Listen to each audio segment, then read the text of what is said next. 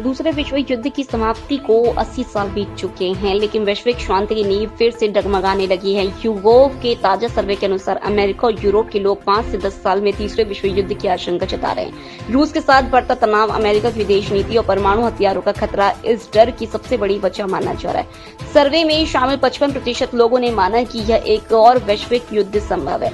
वहीं 76% का मानना है कि वर्ल्ड वार में परमाणु हथियारों का इस्तेमाल होगा।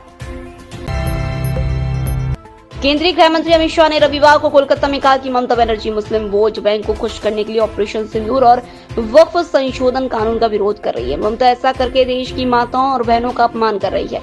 राज्य में 2026 के विधानसभा चुनाव में माएं और बहनें ऑपरेशन सिंदूर की आलोचना करने के लिए सीएम ममता और टीएमसी को सबक सिखाएंगी। कांग्रेस ने सैन्य और विदेश नीति पर चर्चा के लिए केंद्र सरकार से संसद का तत्काल विशेष सत्र बुलाने की मांग की है। Chief of defence staff general Anil Chauhan के सिंगापुर में दिए इंटरव्यू के बाद यह मांग की गई है। दरअसल सीडीएस चौहान ने 31 मई को सिंगापुर में शांग्री-ला डायलॉग कार्यक्रम में ब्लूमबर्ग को इंटरव्यू में दिया। पाकिस्तान के भारतीय जेट को मार गिराने के दावों के सवाल पर उन्होंने कहा कि असली मुद्दा यह नहीं है कि कितने विमान गिरे, बल्कि यह है कि वे क्यों गिरे। दिल्ली हाईकोर्ट ने सदगुरु जग्गी वासुदेव के पक्ष में एक अहम फैसला सुनाया है। कोर्ट ने कहा है कि कोई भी उनकी आवाज, चेहरा, पहनावा, बोलने का अंदाज या और किसी भी तरीके से उनकी पहचान को बिना इजाजत इस्तेमाल नहीं कर सकता, खासकर आर्टिफिशियल इंटेलिजेंस के जरिए। दरअसल कुछ वेबसाइट और सोशल मीडिया अकाउंट्स एआई तकनीक के जरिए सदगुरु की आवाज और वीडियो में बदलाव करके उन्हें अपने फायदे के लिए इस्तेमाल कर रहे थे। इसे लेकर सदगुरु ने कोर्ट में याचिका दायर की कि उनकी पहचान का गलत तरीके से इस्तेमाल हो रहा है। मणिपुर के चूराचांदपुर जिले में सोमवार की सुबह भूकंप के झटके महसूस किए गए। नेशनल सेंटर फॉर सिस्मोलॉजी के अनुसार रिक्टर स्केल पर भूकंप की 3.5 तीव्रता आंकी गई है। भूकंप सुबह 2:55 पर आया था। इसका केंद्र जमीन से 15 किलोमीटर की गहराई पर था। चूराचांदपुर में इससे पहले 28 मई को भी 3.9 तीव्रता का भूकंप आया था। भूकंप के झटके सुबह 10:23 पर महसूस हुए थे। पंजाब में 1 जून 1984 को हुए ऑपरेशन ब्लू स्टार की सालगिरह पर प्रदेश बीजेपी ने सोशल मीडिया पर एक पोस्ट डालकर इस कार्रवाई में पहले दिन मारे गए लोगों को समूह शहीद बताते हुए उन्हें श्रद्धांजलि दी। पार्टी ने अपनी इस पोस्ट में ऑपरेशन ब्लू स्टार से जुड़ी कुछ तस्वीरें भी लगाई। इनमें क्षतिग्रस्त अकाल तख्त के साथ साथ गोल्डन टेम्पल परिसर में दाखिल होने वाले सेना के टैंकों को जो नुकसान पहुंचा था उसकी फोटो शामिल थी।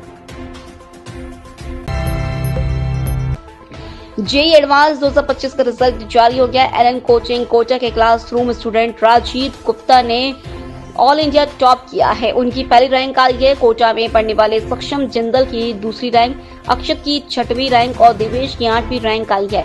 कोटा के 4 स्टूडेंट्स ने ऑल इंडिया टॉप 10 में जगह बनाई है। टॉप 10, टॉप 50 और टॉप 100 में भी कोटा कोचिंग ने बाजी मारी है। छत्तीसगढ़ के रायपुर से दिल्ली जा रही इंडिगो की फ्लाइट 6E6313 रविवार को टर्बुलेंस में फंस गई। दिल्ली में लैंड करने से पहले पायलट को फ्लाइट को दोबारा हवा में उड़ाना पड़ा। ऐसा दिल्ली एनसीआर में दोपहर के वक्त धूल भरी आंधी के कारण हुआ। इसके बाद फ्लाइट ने आसमान में कई चक्कर लगाए। बाद में एयर ट्रैफिक कंट्रोल से क्लियरेंस मिलने के बाद फ्लाइट सुरक्षित लैंड कराई गई। देश के पूर्वोत्तर राज्यों में पिछले 3 दिनों में भारी बारिश हुई है। इससे आई बाढ़ और लैंडस्लाइड से कम 34 लोगों की मौत हुई है। असम, मणिपुर, त्रिपुरा, सिक्किम और अरुणाचल प्रदेश में राहत और बचाव के लिए भारतीय सेना, एयरफोर्स और असम राइफल्स को लगाया गया है। असम में 19 जिलों के 764 गांवों में बाढ़ आ गई है। राज्य के करीब 3,60,000 लोग प्रभावित हुए। देश में कोरोना वायरस के मामले तेजी से बढ़ रहे हैं। एक्टिव केसों की संख्या 3,807 पहुंच गई है। स्वास्थ्य विभाग की वेबसाइट के मुताबिक 10 दिन में 15 गुना मामले बढ़े। केरल में सबसे ज्यादा 1400 केस हैं। महाराष्ट्र एक्टिव मामलों के मामले में दूसरे नंबर पर है। यहाँ 506 मरीज हैं। कोरोना से जान गंवाने वालों की संख्या 28 पहुंच गई है। अमेरिका के कोलोराडो राज्य के बोल्डर शहर में रविवार को एक शख्स ने लोगों पर हमला कर दिया।